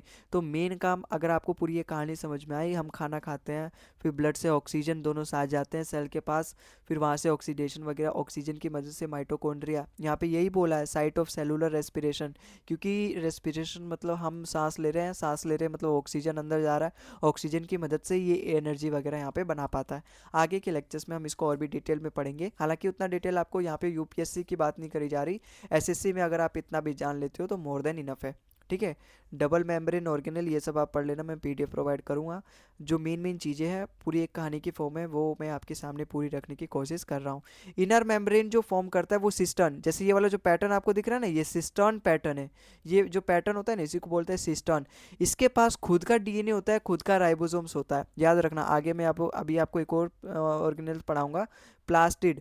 प्लास्टिड और ये माइटोकॉन्ड्रिया, केवल ऐसे दो सेल ऑर्गेनल्स हैं जिनके पास खुद का डीएनए होता है और खुद का राइबोसोम्स होता है, किसी दूसरे की जरूरत नहीं होती इनको, है ना। Release cytochrome अपोप्टिस। अपोप्टिस मतलब क्या होता है? अपोप्टिस मतलब ये माइटोकॉन्ड्रिया, क्योंकि ये power house of the cell है, power house of the cell है मतलब इसके पास पावर है, पॉलिटिकल नहीं, एनर्जी वाली पावर है। तो कई बार ये इतना खतरनाक हो जाता है, वेस्ट मटेरियल से इतना ज़्यादा इरिटेट हो जाता है ये, कि इसके अंदर जो एंजाइम्स हैं वो जहर की काम करने लगते हैं। जहर का काम मतलब वो डेथ एंजाइम्स होते हैं, वो पूरे सेल को डैमेज कर सकते हैं। जिस तरीके से लाइजोसोम्स के अंदर भी डेथ वाले डेंजर एंजाइम्स होते हैं, उसी तरीके से माइटोकॉन्ड्रिया भी डेंजरस है ना। तो इसके पास भी जो डेथ एंजाइम्स है वो पूरे सेल को ख़त्म कर सकते हैं। उसी प्रोसेस को हम बोलते हैं यहाँ पे एपोप्टिस, वही टॉपिक है एपोप्टिस। तो एपोप्टिस यहाँ पे क्या है कि जो यहाँ पे माइटोकॉन्ड्रिया है, कई बार ऐसा होता है वेस्ट मटेरियल के कारण या फिर जो ऐसे हार्मफुल है, अगर हार्मफुल पदार्थ है अगर इसके अंदर चलेगा माइटोकॉन्ड्रिया के अंदर, तो इसके अंदर का जो पूरा सिस्टम है वो हैंग हो जाता है। सिस्टम हैंग कर देते हैं, सिस्टम जब हैंग कर दे माइटोकॉन्ड्रिया को गुस्सा आ जाता है, इसका पूरा प्रोसेस बिगड़ जाता है, कुछ ऐसे एंजाइम रिलीज कर देता है जो कि डेथ करने के लिए डेफिनेटली वो काबिल है। ठीक है, तो ये बात रही 8 पॉइंट का एक्सप्लेनेशन। और ये रिमूव्स डैमेज अनवांटेड सेल, ये तो पढ़ लेना आप, ठीक है, उतना इंपॉर्टेंट नहीं है। आगे बात करते हैं हम प्लास्टिड का। देखो ये प्लास्टिक एक ऐसा सेल ऑर्गेनेल है जो केवल केवल प्लांट में पाया जाता है। ठीक है, क्यों? क्योंकि ये खाना बनाने के काम आता है। एनिमल्स को तो मैंने आपको बताया दर पदर टाइम से टाइम खाना मिलता रहता है, मम्मी बना के रोटी और सब्जी हमें देती रहती है। लेकिन प्लांट्स का कौन है? प्लांट्स का केवल भगवान है। तो भगवान ने उन्हें एक अलग ही ऑर्गेनेल दे रखा है जिसका नाम है प्लास्टिड, जिसे हम कहते हैं kitchen out of the cell. ये सवाल में आपसे पूछ सकता है, which of the following cell organelles is kitchen of the cell, और वो है कौन? प्लास्टिड। क्यों? क्योंकि ये केवल प्लांट सेल में पाया जाता है। प्लांट सेल में पाया जाता है तो ये काम क्या करता है? जो भी प्लास्टिड होता है, क्योंकि जो प्लांट होते हैं वो धूप की मदद से अपना खाना बनाते हैं। अब ये प्लास्टिड ही वो रिस्पॉन्सिबल होता है जिसके पास क्लोरोप्लास्ट होता है। क्लोरोप्लास्ट ही वो एक ऐसा इसके अंदर पार्ट होता है जो फोटोसिंथेसिस यहाँ पे प्रोसेस होता है यहाँ पे, जिसकी मदद से वो सेल हमारा खाना बना पाता है। ठीक है, फाउंड इन केवल प्लांट सेल में फूड मेकिंग स्टोरेज में भी काम करता है। और मैंने अभी आपको यहाँ पर भी बताया था, केवल प्लास्टिड और माइटोकॉन्ड्रिया ही दो ऐसे ऑर्गेनेल्स हैं जिनके पास खुद का डीएनए और राइबोसोम्स होता है।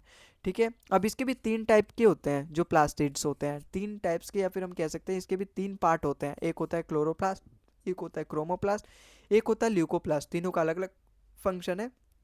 भाई क्लोरोप्लास्ट तो बता दिया फोटोसिंथेसिस के काम आता है, खाना बनाने के काम आता है सूरज की रोशनी की मदद से।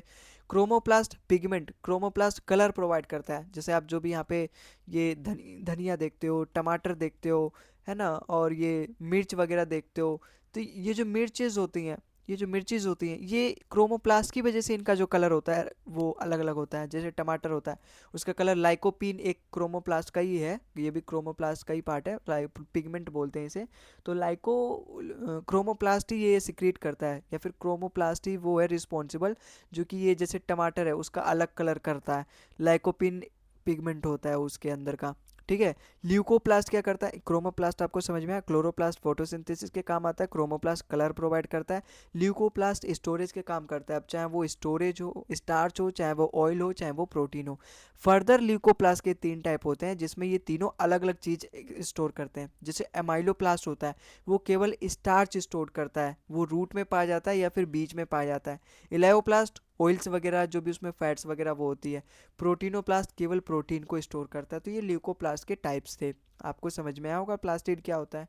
अगले सेल ऑर्गेनेल्स पे चलते हैं। अगला देखो यहाँ पे क्या कह रहा है ना, अगला नहीं है, यहाँ पे केवल हमने 7 इतने सेल ऑर्गेनल्स जो है इंपॉर्टेंट है, और आपको जो सवाल पूछे जाएंगे वो भी मैक्सिमम यहीं से पूछे जाएंगे। आपके मैक्सिमम जो सवाल जो सेल ऑर्गेनल से आते हैं वो यहाँ से बन जाएंगे। बाकी हम क्वेश्चंस करेंगे तो वहाँ पे अगर हमें कुछ मिल जाएगा तो वहाँ से भी हम कुछ क्वेश्चंस वगैरह कुछ यहाँ पे नोट्स इंक्लूड कर लेंगे। अब अगला जो यहाँ से हमारा टॉपिक स्टार्ट होता है ना, वो इम्पॉर्टेंट है, और एकदम कुर्सी की पेटी बांध के यहाँ पे अगर आप अभी तक थोड़ा सा इसे ढील में ले रहे थे तो आप बिल्कुल मत लेना, क्योंकि अभी से इससे पहले जो भी चीज़ें था, जो भी कंसेप्ट था वो तो इजी था, लेकिन अगर यहाँ से आप नहीं समझे अच्छे से तो आपको समझ में नहीं आएगा। ये वाला जो टॉपिक है वो है हमारा सेल डिवीज़न। देखने में आपको भले ही ये वायरस वगैरह लग रहा होगा, लेकिन ये यकीन मानो हमारा सेल है जो आपस में डिवाइड हो रहा है, एक सेल से नया सेल बन रहा है। सेल डिवीज़न पढ़ते हैं आगे। देखो सेल डिवीज़न होता है क्या, सबसे पहले आप ये जानो। सेल डिवीज़न मतलब अपने जैसा ही एक नया सेल बनाना। अब ये क्यों इंपॉर्टेंट है? भाई हमारी जो बॉडी है वो तो डेफिनेटली अब सबको पता चल गया होगा कि वो सेल से बना है। अब बचपन में हम कितने छोटे थे, अब तो धीरे धीरे बड़े हो गए। वो बड़े बड़े क्यों हो गए? क्योंकि अब नए नए सेल्स हमारे शरीर के अंदर जुड़ते गए। अब वो नए सेल्स आए कहाँ से? हमने थोड़ी ना उसमें जैसे घर बनाते हैं हमने थोड़ी ना ईंट लगा दिया, या हमने थोड़ी ना सेल्स जोड़ते गए, हम थोड़ी ना दुकान से सेल खरीद के लेकर आए और जोड़ते गए। वो सेल डिवीज़न के कारण हुआ। सेल डिवीज़न, सेल के अंदर ही वो एक ऐसी कैरेक्टरिस्टिक होती है या फिर सेल की प्रॉपर्टी होती है कि वो अपने जैसा ही नया सेल प्रोड्यूस कर सकता है, उसी को बोलते हैं सेल डिवीज़न। ये क्यों ज़रूरी होता है? बॉडी की ग्रोथ के लिए, हीलिंग ऑफ बाउंड, भाई चोट लग जाती है तो वहाँ से एक्चुअली में जब चोट लगती है तो होता क्या है, खून निकलता है। लेकिन खून निकलता है वो अलग बात है, लेकिन जब चोट लगता है ना एक्चुअली में वहाँ पे क्या होता है, जो वहाँ के सेल्स होते हैं जो हमारे अंदर की बॉडी के अंदर जो पार्ट्स होते हैं, ब्लड हो गया, नसें हो गया, उनको प्रोटेक्ट करते हैं, जो बाहर की सेल होती है। तो वो जो सेल होता है, जो चोट लगती है तो वहाँ के सेल डैमेज हो जाते हैं। अब डैमेज हो जाते हैं तो ऐसे तो रहेंगे नहीं, ऐसे तो बाहर का माइक्रो ऑर्गेनिज्म कोई भी बैक्टीरिया हमारे बॉडी के अंदर चल जाएगा और ये फिर ज़्यादा हार्मफुल होगा हमारे बॉडी के लिए। तो जो सेल्स होते हैं उनके पास प्रॉपर्टी होती है सेल डिवीज़न की, अपने जैसे ही सेल बनाना। तो वो इस प्रॉपर्टी का यूज़ करके वहाँ पे जहाँ पे हमारा घाव लगा रहता है, जहाँ की सेल डैमेज होती है, उस डैमेज सेल को हटा देती है और एक नई परत ले आ देती है। जो पहले पहले काली परत आती है वो सेल डिवीज़न के कारण ही होता है, वहाँ की नए सेल्स अब वहाँ पे आ रहे हैं।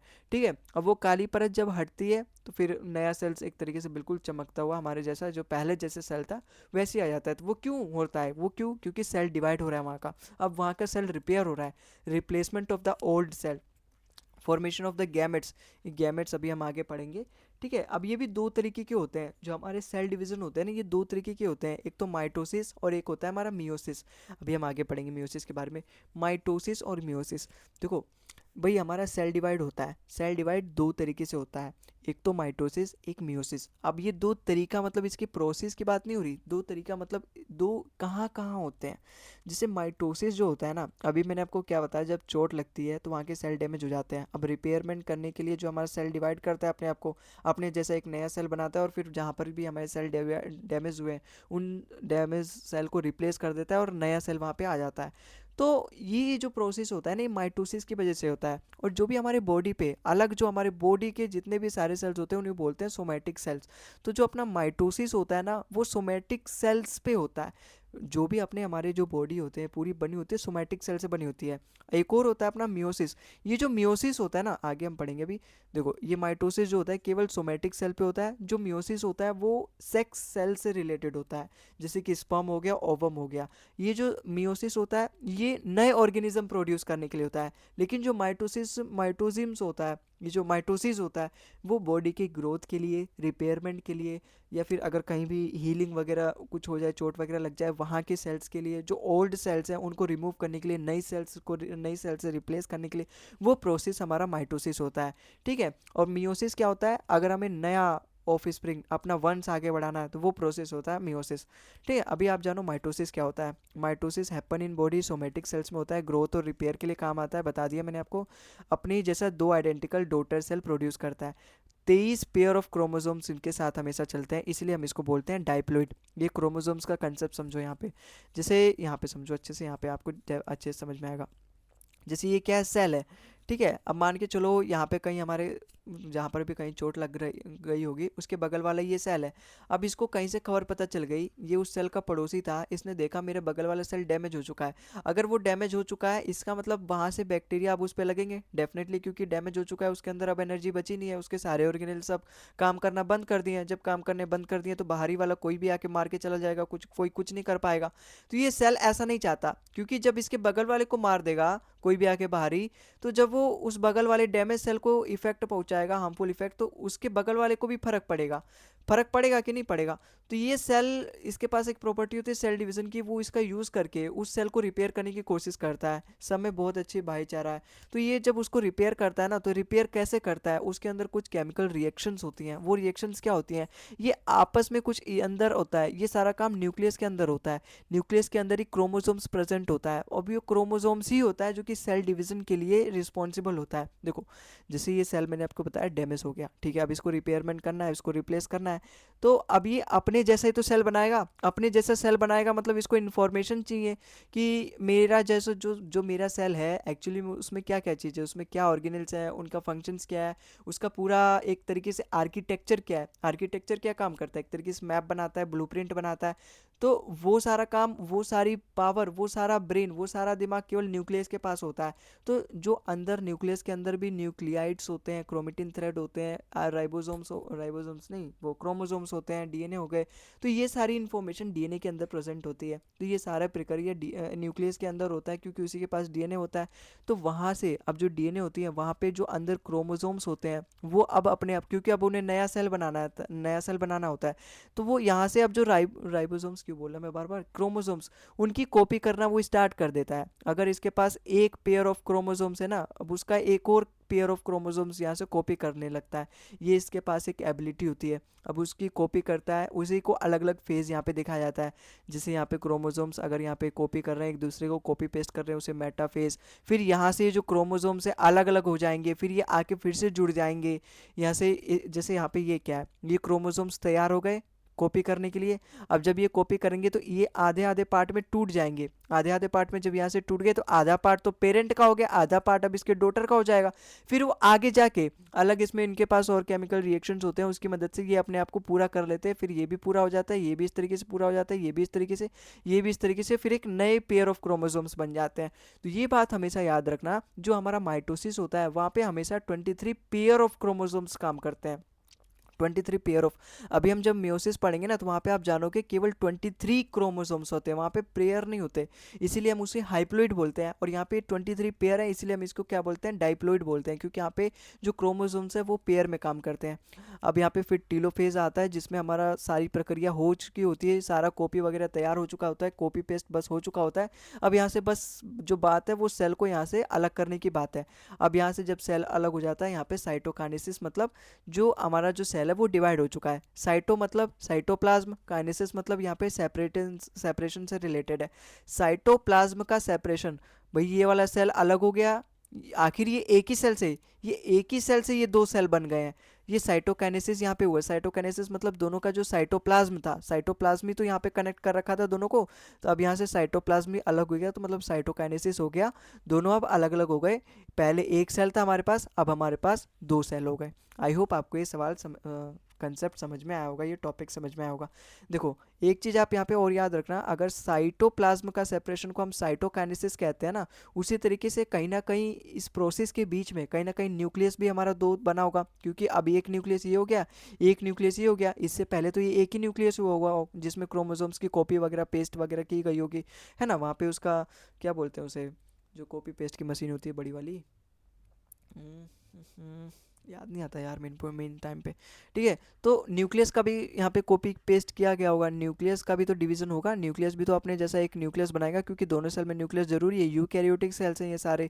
ठीक है, तो जहाँ पे न्यूक्लियस का अपने आप से कॉपी बनता है और फिर वहाँ पे जो सेपरेशन होता है उसको हम क्या बोलते हैं, उसको हम बोलते हैं कैरियोकाइनेसिस। यहाँ पे कैरियो का मतलब होता है न्यूक्लियस और काइनेसिस का मतलब सेपरेशन। जिस तरीके से यहाँ पे आपको दिख रहा है दो सेल्स आपस से सेपरेट हो रहे हैं, उसको हम साइटोकाइनेसिस बोलते हैं, क्योंकि इनके अंदर का जो साइटोप्लाज्म है वो सेपरेट हो गया। उसी तरीके से जहाँ पे अगर ये न्यूक्लियस एक दूसरे से जुदा हो रहे होंगे अपना कॉपी पेस्ट करके, इसने कॉपी पेस्ट कर दिया अब उसको अलग करना चाह रहा है, उसको हम प्रोसेस को क्या बोलते हैं, कैरियोकाइनेसिस। ठीक है, कैरियोकाइनेसिस किसे कहते हैं, न्यूक्लियस के सेपरेशन को। साइटोकाइनेसिस किसे कहते हैं, हम इसे साइटोप्लाज्म के सेपरेशन को। अब ये सेल साइकिल क्या है, ये कुछ और नहीं, ये जो यहाँ पे ये चीज़ें दी गई है ना, इसका अलग अलग नाम रखा गया है कि मेटाफेज में क्या होता है, एनाफेज में क्या होता है, टीलोफेज में क्या होता है। ये वाला जो था अपना प्रोफेज था, प्रोफेज में वो जो अंदर न्यूक्लियस है वो एक तरीके से अपने आप को तैयार करता है। जैसे आप यहाँ पे देखोगे, जैसे ये जी नोट फेस होता है, जी नोट फेस में क्या होता है कि जो सेल होता है उसको पता चल जाता है कि हाँ भाई अब अपने आप को डिवाइड करना है, अपने जैसे एक नया सेल प्रोड्यूस करता है। फिर जी1 फेस आता है जहाँ पे डीएनए हमारा एक्टिवेट हो जाता है। फिर एस फेज आ जाता है जो यहाँ पे हमारा डीएनए रेप्लिकेट करना स्टार्ट कर देता है, मतलब कॉपी पेस्ट वो बनाने लगता है। फिर जी2 फेस आता है जहाँ पे हमारा माइटोसिस का प्रोसेस स्टार्ट हो जाता है, मतलब जो अंदर के जो 23 पेयर ऑफ क्रोमोसोम्स वगैरह है वो अपने आप को रेडी करने लगते हैं कि भाई अब सेल डिवीजन करना है, अब अपने जैसा एक नया सेल बनाना है। फिर उसके बाद ये प्रोफेज, फिर मेटाफेज, जो भी उसके अंदर के जो न्यूक्लियस के अंदर जो राइबोसोम्स नहीं, क्रोमोसोम्स अलग अलग सेपरेट होने लगते हैं। फिर जब क्रोमोसोम सेपरेट होने लगते हैं अलग अलग, अपने पेरेंट्स के जो क्रोमोसोम्स होते हैं जो उसमें इंफॉर्मेशन होती है उस जैसा ही इंफॉर्मेशन वाला एक नया सेल, एक नया क्रोमोसोम्स बना लेते हैं। फिर वहाँ से न्यूक्लियस हमारा डिवाइड होने लगता है, फिर वहाँ से साइटोकाइनेसिस होता है। तो वो यही सारी फेजेस में होता है, वही चीज़ यहाँ पे दे रखा है सेल साइकिल में। अब ये इंटरफेस क्या है, इंटरफेस मतलब वो फेज जिसके बीच में एक्चुअली में हमारा पूरा सेल डिवाइड हो रहा होता है। आई बात समझ में, ये इंटरफेस कुछ और नहीं, ये इंटरफेस ये है, ये वाली पूरी प्रक्रिया है, मतलब जी नोट से लेके ये जी टू तक मतलब इस बीच में हमारा इंटरफेस का काम चल रहा होता है। जैसे यहाँ पे ये जो टीलोफेस है, यहाँ पे तो हमारा पूरा सेल अब फाइनल हो चुका है। आपने यहाँ पे पीछे भी देखा होगा, जैसे ये वाला जो था ना, ये वाला टीलोफेज, यहाँ पे देखो हमारा जो सेल है वो दोनों बन के तैयार हो चुका है। कलर चेंज कर लेता हूँ ताकि आपको अच्छे से समझ में आए। ये टीलोफेज क्या होता है? टीलोफेज एक ऐसा फेज आता है जहाँ पे हमारा दोनों अब कॉपी पेस्ट हो चुका है, अब बस इसको अलग अलग करना है। तो वही यहाँ पे टीलोफेज दे रखा है कि अब यहाँ से तो हमारा फाइनल सेल डिवाइड हो चुका है, लेकिन उससे पहले ये सारी प्रक्रिया हो गई। पहले डीएनए को रेडी करना, फिर डीएनए रेप्लिकेशन हुआ, डीएनए रेप्लिकेशन मतलब डीएनए अपने आप को कॉपी पेस्ट कर रहा है, फिर माइटोसिस का प्रिपरेशन हुआ। तो ये सारा वो सेल फाइनली कॉपी पेस्ट होने से पहले हुआ है, तो ये इंटरफेस हुआ है, मतलब अंदर की बात है ये। तो इंटरफेस ये सारी चीज़ें बस यही है G0 से लेके G2 तक। ठीक है, तो आई होप आपको ये सवाल कंसेप्ट समझ में आया होगा। अब अगला जो अपना प्रोसेस है, अब अगला जो अपना टाइप है सेल डिवीज़न का, वो है मियोसिस। देखो अभी हमने जो पढ़ा माइटोसिस, वो तो सेल डिवीज़न ही था, वो भी सेल डिवीज़न का ही टाइप था, लेकिन वो जो था वो केवल सोमेटिक सेल्स पे होता है। मतलब जो बॉडी हमारे जिस सेल से बना होता है उसे हम सोमेटिक सेल्स बोलते हैं। ठीक है, और मतलब जो बॉडी के अंदर जितने भी सेल्स होते हैं वो सब सोमेटिक सेल्स होते हैं। लेकिन एक दूसरा सेल होता है, वो होता है हमारा जर्म सेल। अभी जो माइटोसिस होता था वो सभी बॉडी के जो चोट वगैरह लग गए, बॉडी की ग्रोथ के लिए काम आते थे। लेकिन ये जो मियोसिस प्रोसेस होता है, जो सेल डिवीज़न का प्रोसेस होता है, ये अपने जैसा एक नया ऑर्गेनिज्म बनाने के लिए होता है, अपना ही बेबी करने के लिए होता है यहाँ पे मियोसिस वाला प्रोसेस। देखो यहाँ पे रिप्रोडक्टिव सेल्स यहाँ पे काम आते हैं, जर्म सेल, जैसे कि स्पर्म और ओवम, मेल का स्पर्म और फीमेल का ओवम आपस में मिलके जाइगोट बनाते हैं, फिर वहाँ से एक नया ऑर्गेनिज्म बन जाता है। अब यहाँ पे ये हाइप्लोइड क्या दे रखा है, जब हाइप्लोइड के लिए मुझे इसका पूरा प्रोसेस समझाना पड़ेगा। यहाँ पे जो काम की चीज़ें है उसको आप यहाँ पे उठा लो। Daughter cells are genetically different. ठीक है, जेनेटिकली डिफरेंट वो अभी मैं आपको बताऊंगा। आप अपने मम्मी पापा से बिल्कुल सिमिलर थोड़ी ना हो, हालांकि उनकी जो थोड़ी थोड़ी क्वालिटीज़ हैं, उनके बाल के कलर, उनकी आंखों के कलर, उनके फेस का स्ट्रक्चर, वो भले ही आपसे थोड़ा बहुत मैच करता होगा। तो वो यहीं पे यहाँ पे दे रखा है कि जेनेटिक्स थोड़ी बहुत तो मैच करती है, क्योंकि उन्हीं का डीएनए आपके डीएनए बना है, उन्हीं के डीएनए का कॉपी पेस्ट आपके जो अंदर सेल के अंदर डीएनए कॉपी पेस्ट हुआ है। अब आगे इसकी प्रोसेस को समझो अच्छे से डिटेल में। माइटोसिस होता है क्या, मियोसिस होता है क्या? मियोसिस मैंने आपको बताया अपने जैसा ही सेल ऑर्गेनेल्स जब प्रोड्यूस करना होता है, वहाँ पे जर्म सेल्स की वजह से होता है। अब जैसे फीमेल है, ये क्या है, फीमेल के अंदर के जो सेल्स होते हैं ये जर्म सेल्स होते हैं, ये मेल के अंदर के जर्म सेल्स होते हैं। जैसे देखो दो तरीके के होते हैं ये एक्स एक्स जब आपस में, जैसे जो ओवम होता है ना, ओवम ओवम वो केवल एक्स और एक्स से ही बना होता है। और जो हमारे यहाँ स्पर्म्स होते हैं, ये दो तरीके के होते हैं, जिसमें एक एक्स होता है एक वाई होता है। आगे चल के जब आप देखोगे ये जो एक्स एक्स होते हैं, अगर ये दोनों आपस में मिल गए तो हमारा गर्ल बनता है, और अगर एक्स और वाई मिल के बन जाए तो वो बेबी बॉय बनता है। ठीक है, अब जैसे यहाँ पे समझो मियोसिस जो होता है ना, क्योंकि यहाँ पे 23 क्रोमोसोम्स होते हैं, ये क्योंकि हैप्लोइड होता है। जब मैंने आपको माइटोसिस पढ़ाया था वहाँ पे 23 पेयर्स ऑफ क्रोमोसोम्स काम करते हैं, क्योंकि वहाँ पे सेल एक दूसरे का बस कॉपी पेस्ट होता है। लेकिन यहाँ पे जो मियोसिस होता है ना, ये दो बार होता है। मतलब जब ये जैसे ओवम होता है वो एक्स एक्स से मिलके बना होता है, ये पूरा अंडा है, फीमेल गैमेट है, पूरा ओवम है। अब जब ये पहला जो प्रोसेस होता है ना, जिसमें ये एक्स एक्स अलग होते हैं, ये अपने यहाँ पे सेल डिवीजन होता है, पहला मियोसिस का फेज होता है। फिर ये एक्स एक्स, ये जो एक्स एक्स है, अलग अलग जर्म सेल है फीमेल से जो आए हैं, वो अपना कॉपी पेस्ट करते हैं। ये एक्स से हमारे दो कॉपी पेस्ट यहाँ हुए, दूसरा जब मियोसिस प्रोसेस होगा और इस एक्स का भी दो कॉपी पेस्ट होगा। ऐसे यहाँ पर भी जो स्पर्म्स होते हैं, जो एक्स और वाई से मिलके बने होते हैं, ये सबसे पहले अपने आप को सेल डिवाइड करते हैं, अपने आप बीच का सेपरेशन करते हैं, एक एक्स के रूप में एक वाई के रूप में। फिर ये जो एक्स होता है अपने जैसे ही दो कॉपी बनाता है, एक एक्स एक्स और यहाँ पे एक एक्स एक्स, और ये जो वाई अपने जैसा एक कॉपी बनाता है वाई वाई, यहाँ पर एक वाई वाई। अब क्या होता है, जब ये दोनों आपस में फ्यूज़ करते हैं तो एक शर्त होती है कि ये जो मेल से फीमेल से ये जो जितने भी एग प्रोड्यूस हुए हैं लास्ट में, ये जो चार प्रोड्यूस हुए हैं, इनमें से कोई एक आएगा। सारे एक्स एक्स वाले हैं तो सारे इसमें से कोई एक एक्स ही आएगा। अब और ये जो स्पर्म है इसमें से कोई एक आएगा या फिर एक्स आएगा। अगर एक्स एक्स मिल जाएंगे तो गर्ल बना देंगे, अगर वाई आएगा, इनमें से अगर वाई आएगा, एक्स और वाई मिलके क्या बना देंगे, बेबी बॉय बना देंगे। तो यहाँ से अगर बेबी बॉय बना देंगे तो बॉय होगा, गर्ल बना देंगे, एक्स एक्स मिलेंगे तो गर्ल हो जाएगी। ठीक है, तो यही हमारा मियोसिस का प्रोसेस है। आई होप इससे इजी लैंग्वेज मुझे नहीं लगता आपको कोई समझा पाएगा, या फिर किसी ने समझाया होगा इससे इजी तो मेरे टीचर्स ने भी समझाया नहीं होगा। मेरे टीचर्स ने भी मुझे नहीं समझाया था। मुझे उस समय डेफिनेटली बहुत ज़्यादा कन्फ्यूज़न होती थी। लेकिन हाँ, मैंने इसको धीरे धीरे और इसके बारे में थोड़ा सा डीप स्टडी करी और सोचा किस तरीके से आपको ईजी तरीके से समझाया जा सकता है। ठीक है, तो आई होप आपको और समझ में आएगा। ये फर्टिलाइजेशन कुछ और नहीं, इसी के प्रोसेस को कहते हैं। एक्स और वाई जब आपस में मिल जाते हैं जाइगोट फॉर्म करते हैं, फिर जाइगोट जब फॉर्म करते हैं फिर वो धीरे धीरे बड़ा होकर एम्ब्रियो वगैरह बनता है, फिर वो एम्ब्रियो जब बनता है फिर वहाँ से बेबी बॉय या फिर बेबी गर्ल बनता है, वो लास्ट प्रोसेस है। ठीक है, अगला जो यहाँ पे प्रोसेस है, अगला जो पार्ट है, अगला जो टॉपिक है वो है साइटोस्केलेटन। ये साइटोस्केलेटन मैंने यहाँ पे क्यों लिया, सबसे पहले साइटोस्केलेटन समझो। यहाँ पे स्केलेटन देखो, साइटो मतलब साइटोप्लाज्म, स्केलेटन मतलब ढांचा एक तरीके से। तो ये साइटोस्केलेटन साइटोप्लाज्म के ही अंदर प्रेजेंट होते हैं, जो एक तरीके से सेल की स्ट्रक्चर्स को, सेल के शेप को, सेल के सपोर्ट प्रोवाइड करते हैं, उसके स्ट्रक्चर के लिए रिस्पॉन्सिबल होते हैं। अब ये साइटोस्केलेटन में यहाँ पे क्यों पढ़ा रहा हूँ, सेल डिवीजन के बाद क्यों पढ़ा रहा हूँ, सेल ऑर्गेनेल वाले पार्ट में, सेल ऑर्गेनेल वाले टॉपिक में पढ़ाना चाहिए था, लेकिन साइटोस्केलेटन में इसको यहाँ पे इसलिए पढ़ा रहा हूँ क्योंकि ये सेल डिवीजन में मदद करते हैं।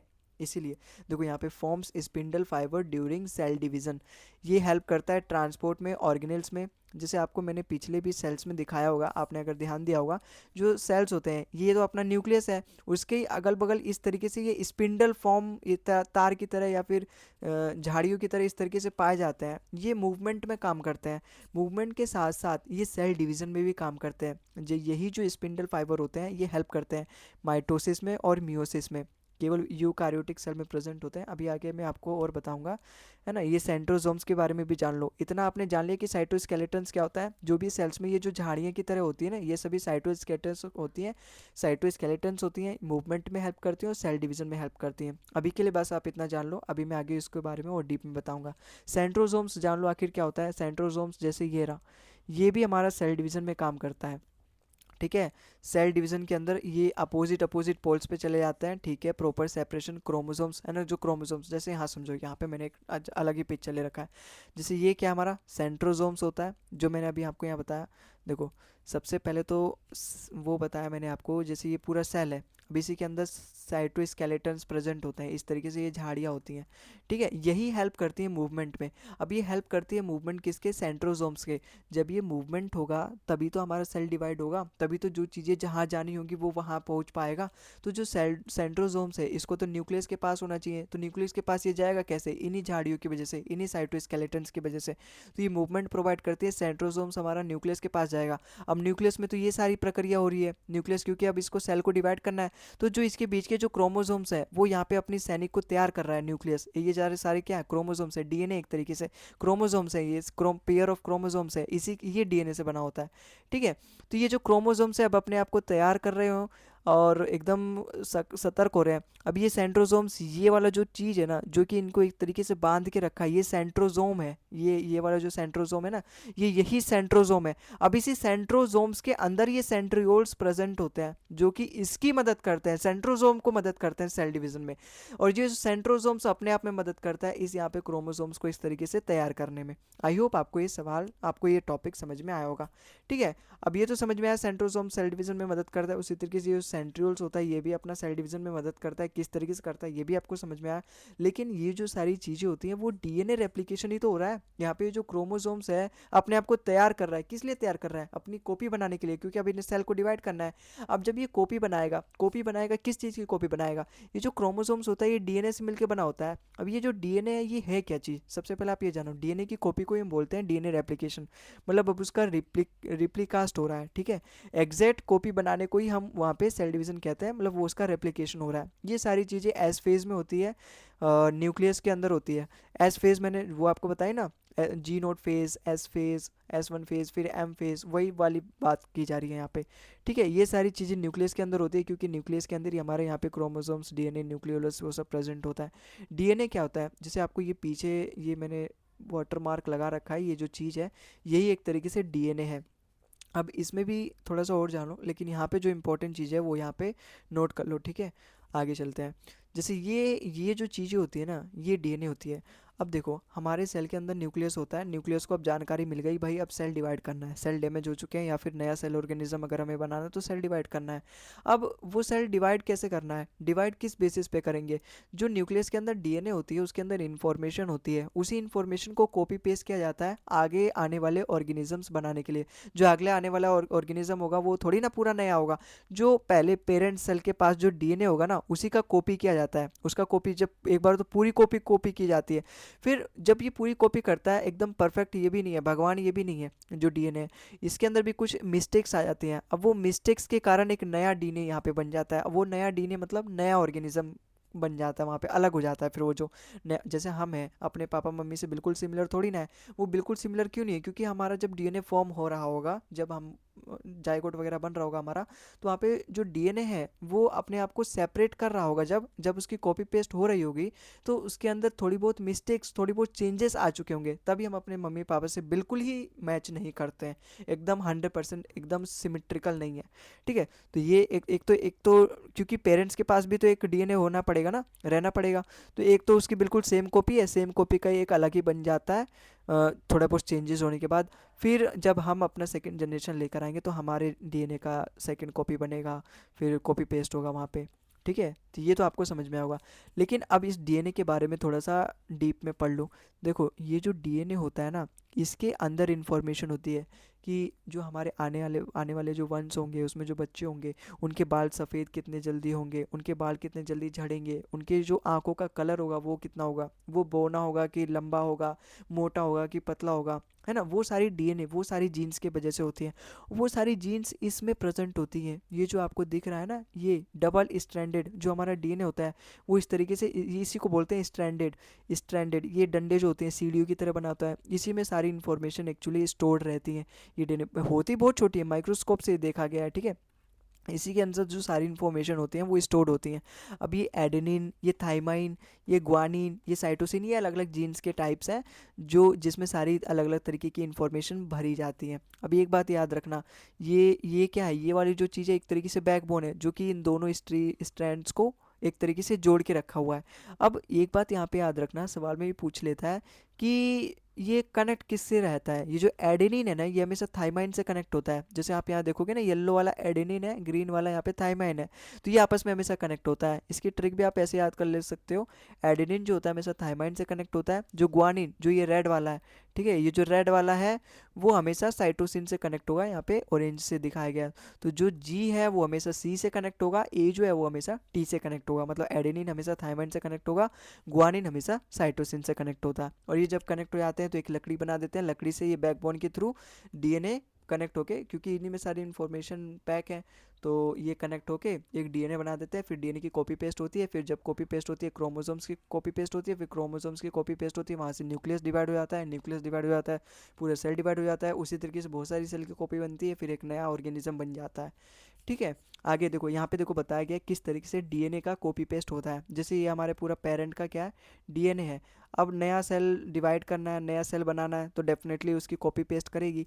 कॉपी पेस्ट, अब ये जैसे यहाँ पे हेलिकेस आप देख रहे हो, ये डीएनए प्राइमेस देख रहे हो, आरएनए प्राइमेर देख रहे हो, ये टोपोइज, ये सारे क्या एंजाइम्स हैं जो कि हमारे न्यूक्लियस के अंदर प्रेजेंट होते हैं, जो डीएनए की कॉपी बनाने में मदद करते हैं। अब जैसे ये पूरा डीएनए है, ये एक तरीके से क्या है, मशीन है, इस मशीन का नाम क्या है, टोपोइजोमेरेज। अब जो डीएनए अगर इसके अंदर आता है, यहाँ से जो हेलिकेज है, जो एंजाइम्स है, वो ये जो डबल स्ट्रैंडेड थे, ये एडेनिन, ये वाली जो चीज़ है यहाँ से इसको तोड़ लेता है, क्योंकि अब ये हमारे पेरेंट का डीएनए है, हमारे पेरेंट्स का डीएनए है, हमारे मम्मी पापा का डीएनए है। अब यहाँ से क्योंकि जो बच्चे आएंगे वो इन्हीं डीएनए का कॉपी पेस्ट होके उनके अंदर डीएनए आएगा, तो जो ये डीएनए होता है यहाँ बीच में से उसको तोड़ देता है। ये बिल्कुल परफेक्ट इमेजिनेशन के लिए दे रखा है कि जो हेलिकेस है एक ऐसा एंजाइम्स है जो कि इनके बीच का जो ये कनेक्शन है उसको तोड़ देता है। यहाँ से ये अलग ही यहाँ से डीएनए का कॉपी पेस्ट होगा, यहाँ से फिर ये अलग ही डीएनए, क्योंकि सारा डीएनए पूरा टोटली थोड़ा ना कॉपी पेस्ट होता है, इसमें कुछ चेंजेस होते हैं, तभी तो हम अपने मम्मी पापा से अलग हैं। तो यहाँ से जब ये कॉपी, यहाँ से जब ये इसको कट कर देता है तो यहाँ से आधा आधा डीएनए हो गया, तो यहाँ से फिर इसके अंदर ये अलग अलग स्ट्रैंडेड जुड़ जाते हैं। अलग अलग स्ट्रैंडेड कहाँ से आते हैं, वो न्यूक्लियस के अंदर ही क्रोमेटिन थ्रेड होते हैं, अलग अलग क्रोमोसोम्स होते हैं ना, तो एक ही डीएनए थोड़ी ना है, अलग अलग क्रोमोसोम्स है। जैसे मैंने आपको बताया ये एक क्रोमोसोम्स है, ये एक क्रोमोसोम्स है। अभी आप अपने आप को कॉपी पेस्ट कैसे करेंगे, इसका हाफ टूट जाएगा, इसका हाफ टूट जाएगा, इसका हाफ जाके इसके साथ मैच हो जाएगा, इसका हाफ इसके साथ मैच हो जाएगा, एक अलग ही इनके जैसी कॉपी बन जाएगी। उसी तरीके से फिर अलग अलग डीएनए बन जाता है, अलग अलग डीएनए बन जाता है, अलग अलग ऑर्गेनिजम्स के अंदर जाता है। तो यहाँ पे ये डीएनए, ये जो हेलिकेस होता है एक ऐसा एंजाइम्स होता है जो इनके बीच के कनेक्शन को तोड़ देता है। फिर ये जो डीएनए है ये आरएनए में कन्वर्ट हो जाता है। आरएनए मतलब राइबो न्यूक्लिक एसिड। यहाँ पे डीएनए की फुल फॉर्म भी याद करने ला, ये डीएनए डैडीज नाजायज औलाद, इसकी फुल फॉर्म नहीं है, डीऑक्सी राइबो न्यूक्लिक एसिड है, याद रखना, फुल फॉर्म भी पूछ सकता है। अब ये एक क्या होता है, आरएनए होता है। अब इसी के साथ ये मिल जाके डीएनए हो जाता है। जैसे ये वाली चीज़ अगर मैं हाफ पार्ट की बात करूँ ना, ये क्या है, आरएनए है, और जब ये दोनों मिल जाता है तो इस तरीके से बन जाता है, वो क्या होता है, हमारा डीएनए होता है। तो यहाँ से जो हेलिकेस है इसके बीच का कनेक्शन तोड़ देता है, फिर आगे जाके ये इस प्रोसेस से एक नया डीएनए बन जाता है, फिर वहाँ से कॉपी पेस्ट हो जाती है। बताया ना मैंने आपको, यहाँ पे ये आरएनए, इसका आरएनए इसके साथ अटैच हो जाता है सेपरेट होके। उसी तरीके से फिर ये जब अटैच हो जाता है एक नया डीएनए बन जाता है, जो कि हमारे आने वाले वंश के अंदर वो डीएनए लग जाता है, वो उस डीएनए कॉपी पेस्ट हो जाता है, फिर हमारा जो आने वाला ऑर्गेनिज्म है वो फिर आ जाता है। आई होप अब समझ में आएगा, मैंने इजी तरीके से समझाने की कोशिश करी, हालांकि इतना आपको ज़रूरत नहीं है। एक बात और समझो, यहाँ पे ये कोरोना वायरस है, ये कोरोना वायरस जो था ना उसके अंदर डीएनए नहीं था, उसके अंदर था आरएनए, तभी वो अपने आप को इतना जल्दी कॉपी पेस्ट कर पा रहा था। क्योंकि आरएनए होता है क्या, आरएनए के पास ना, जैसे ये जो डीएनए था, या फिर यही समझ लो, जैसे डीएनए क्या होता है, इस तरीके से होता है, इस तरीके से होता है, ये सारे जुड़े होते हैं, ये सारे जुड़े होते हैं। अब आरएनए केवल इसका हाफ पार्ट ही होता है। अब हम जानते हैं कोई भी सिंगल नहीं रहना चाहता, ना हम ना ये वायरसेस। तो ये जो वायरसेस है ये तो केवल आयरन है, भगवान ने इनको डीएनए दे ही नहीं रखा है, ये केवल आयरन से ही बने होते हैं। आरएनए मतलब केवल इनके पास हाफ ही जीन्स होता है। तो ये फुल अपने आप को कंप्लीट करने की कोशिश करते हैं। तो जब भी ये लिविंग ऑर्गेनिजम्स के पास जाते हैं ना, जब भी ये लिविंग ऑर्गेनिज्म के पास जाते हैं, वो और भी ज़्यादा एक्टिव हो जाते हैं, क्योंकि वहाँ पे ये खुद को सेफ महसूस करते हैं, और खुद को महसूस करते हैं कि इनका हाफ डीएनए मैं खुद के जोड़ सकता हूँ। ये जो आरएनए है वहाँ पे ये खुद को कंप्लीट कर सकते हैं उनके डीएनए से मैच करके। तो वहाँ पे ये फिर अपनी जो कॉपी पेस्ट है वो बहुत जल्दी करने लगते हैं, क्योंकि आरएनए है, आरएनए मतलब आधा यहाँ पे इस तरीके से वो है, यहाँ पे केवल आधा है। जैसे ये क्या है, ये डीएनए ही तो है, तो ये केवल आधा ही है, इसको तो पूरा कंप्लीट होना है। आधा केवल वायरसेस के अंदर होता है, जैसे हमारा कोरोना वायरस था, अब इसको पूरा कंप्लीट होना है, इसलिए लिविंग ऑर्गेनिजम्स के कभी भी कांटेक्ट में आता है तो अपने आप को कॉपी करने लगता है, क्योंकि इसका आरएनए फिर वहाँ पे कंप्लीट होता हुआ है, इसको लगता है कि मैं यहाँ पे कंप्लीट कर सकता हूँ, क्योंकि लिविंग ऑर्गेनिज्म के पास डीएनए होता है। डीएनए मतलब उसकी दोनों स्टैंडर्ड रहेंगी, लेकिन वायरसेस के पास केवल हाफ रहती है स्टैंडर्ड। तो ये भी सवाल पूछा जा सकता है कि जो कोरोना वायरस है उसके अंदर डीएनए था कि आरएनए, वो था आरएनए। ठीक है, आगे चलते हैं। आगे देखो, ये एंडोसाइटिस और एक्सोसाइटिस मैंने आपको लेक्चर की स्टार्टिंग में ही एक्सप्लेन कर दिया था, कि जो जिस प्रोसेस से जो सेल होता है वो खाना खाता है, वो एंडोसाइटिस होता है। इस तरीके से वो मुंह बा लेता है, अगर कोई भी पार्टिकल इसके आसपास घूम रहा होता है वो इसके बीच में आ जाता है, उसको ये अंदर ले लेता है, फिर वहाँ से जो भी इसके अंदर न्यूट्रिएंट्स होता है उसको चूस लेता है, फिर जो भी वेस्ट मटेरियल होता है उसको इस तरीके से यहाँ पे इसको पू कर देता है, पू कर देता है मतलब एक्सक्रीट कर देता है, जो हम डेली सुबह सुबह करते हैं ना, वही ये भी काम करता है। ये है नहीं, ये छोटे छोटे पार्टिकल्स के बारे में बता रखा है, पार्टिकल्स मतलब छोटे छोटे सेल्स के बारे में बता रखा है। अब देखो, हम जब खाना पीना करते हैं तो हमारे खाने पीने के भी अलग, जैसे हम खाना खाते हैं तो अलग खाना बोला जाता है, पानी पीते तो पीना बोलते हैं हम उसे। तो ये जो सेल्स होते हैं इनके लिए भी खाने का अलग नाम दिया गया है, पीने का अलग नाम दिया है। जैसे यहाँ पे ये जब ये खाना खा रहा है, इस प्रोसेस को एंडोसाइटोसिस कहते हैं। जब ये खाना खा के उसका न्यूट्रिएंट्स वगैरह सब एब्जॉर्ब करके जब उसको निकाला है तो उसको एक्सोसाइटोसिस कहते हैं। ये तो आपको समझ में आ गया। अब आगे, ये फाइगोसाइटोसिस क्या है, ये पिनोसाइटोसिस क्या है। ये जो सेल्स होते हैं ना, जब ये इस तरीके से ये करके मुंह बना के जब ये खाना खा रहा होता है उसको हम फैगोसाइटोसिस कहते हैं, इसके खाना खाने के प्रोसेस को। और अगर इसको पानी पीना रहता है तो पानी भी अलग से पीता है। ये खाने के अंदर ये अगर ये तरल पदार्थ है उसमें से पानी ऑब्जर्व नहीं करता, पानी पीने के लिए भी इसको अलग से चाहिए, और पानी पीने का जब ये अलग से करता है ना, उसका एक अलग ही नाम दे रखा है, पिनोसाइटोसिस। ठीक है, तो जब ये पानी पीता है, जो हमारा सेल अगर इस तरीके से मुंह बनाता है और वो जब पानी पीता है तो उसे हम पिनोसाइटोसिस बोलते हैं। ठीक है, तो आई होप समझ में आया होगा आपको। और यही था आज का अपना आखिरी टॉपिक। और आई होप ये पूरा लेक्चर आपको अच्छे से समझ आया होगा। मैंने पूरा अच्छे से समझाने की कोशिश करी है। अगर आपको वीडियो पसंद आए तो वीडियो को लाइक करें, चैनल को डेफिनेटली ज़रूर सब्सक्राइब करें, क्योंकि इस तरीके से हेल्पफुल कंटेंट हम आपके लिए इस चैनल पर लेकर आते रहेंगे। अगली क्लास में मिलते हैं कुछ और नए टॉपिक्स के साथ। अगली क्लास में हम PYQs करने वाले हैं इस पूरे चैप्टर पे। जो अपना सेल है यहाँ पे कंप्लीट होता है। अगले क्लास से हम नया चैप्टर भी स्टार्ट करने वाले हैं, लेकिन उससे पहले हम PYQs करेंगे ताकि आपको थोड़ा सा और भी कॉन्फिडेंस आ जाए। ठीक है, तो अगली क्लास में मिलते हैं। चैनल को सब्सक्राइब कर लेना, लाइक कर देना वीडियो को। मिलते हैं अगले वीडियो में, तब तक के लिए tata bye bye, thank you for watching the video.